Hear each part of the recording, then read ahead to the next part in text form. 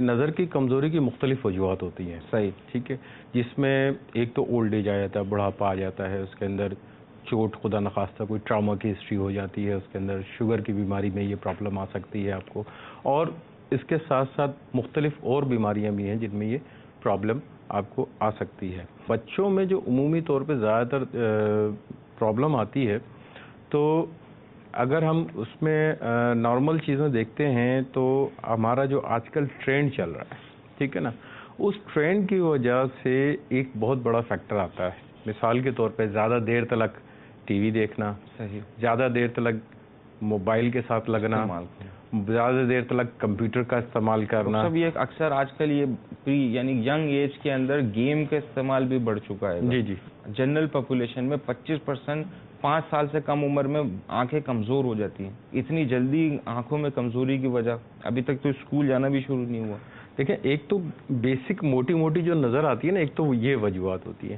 دوسری وجوہات ہوتی ہے نا, ایک فزیولوجیکل وجوہات بھی ہوتی ہیں کہ جس کے اندر ایک بچے کی جو گروتھ سے تعلق چیزیں رکھتی ہیں نا, وہ بہت امپورٹنٹ ہوتی ہے. مثال کے طور پہ بعض بچوں کی آنکھ جو ہے ان کی گروتھ کے حساب سے ڈیولپ نہیں ہو پاتی ہے. صحیح. ٹھیک ہے, ایک ان میں بھی بینائی میں فرق پڑ جاتا ہے آدمی کے لیے, یا ضرورت کے سائز ایگزوپتھیلمس جس کو آپ کہتے ہیں کہ سائز بڑا ہو جاتا ہے, اس میں بھی آپ کا جو ہے نا ایک فرق پڑ جاتا ہے آنکھوں پہ.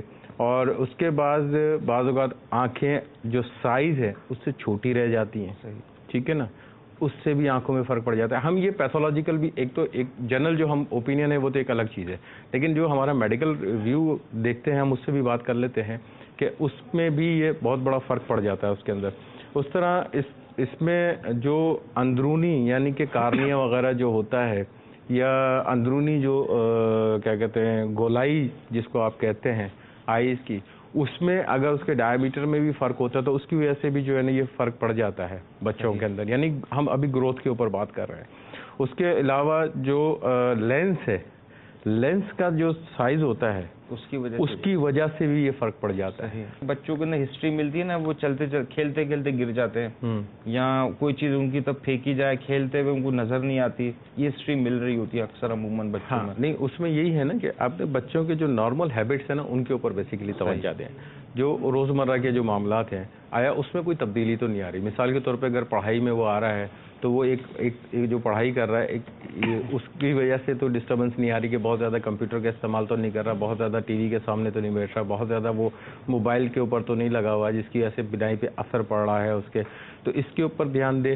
دوسرا, اسٹڈی کرتے وقت جو ہم اسٹڈی کرتے ہیں, پڑھائی کرتے ہیں, عمومی طور پر لیٹ کے یا اس قسم کی اور ایک خاص فوکس کے اوپر اس کو ہم نہیں رکھتے. 25 سینٹی میٹر یہ نیئرسٹ ڈسٹینس ہے, تقریباً 2 فٹ چاہیے, تقریباً 2 فٹ کے قریب, 2 فٹ 12 دونوں 24 دور ہونا چاہیے, 2 فٹ دور ہونا چاہیے کم از کم. کتاب وغیرہ جو بھی پڑھیں اس کے کلوز, کیونکہ ایک عادت ہوتی ہے لوگ لیٹ کے مطالعہ کر رہے ہیں تو وہ بہت کلوز ہو جاتی ہے. اور پھر لائٹ کا افیکٹ بہت امپورٹنٹ پڑتا ہے, اچھی مقدار کی روشنی ہونی چاہیے. کیونکہ اگر آپ مثال کے طور پہ آپ بیڈ پہ لیٹ کے پڑھ رہے ہیں تو ڈیفینیٹلی آپ کی لائٹ کا جو رخ ہے وہ آپ کے فرنٹ پہ ہوتا ہے, بیک پہ نہیں ہوتا. عمومی طور پر سر پہ اوپر لائٹ نہیں ہوتی ہے, سامنے ہوتی ہے لائٹ, تو آپ کی روشنی کا بھی افیکٹ پڑ رہا ہوتا ہے.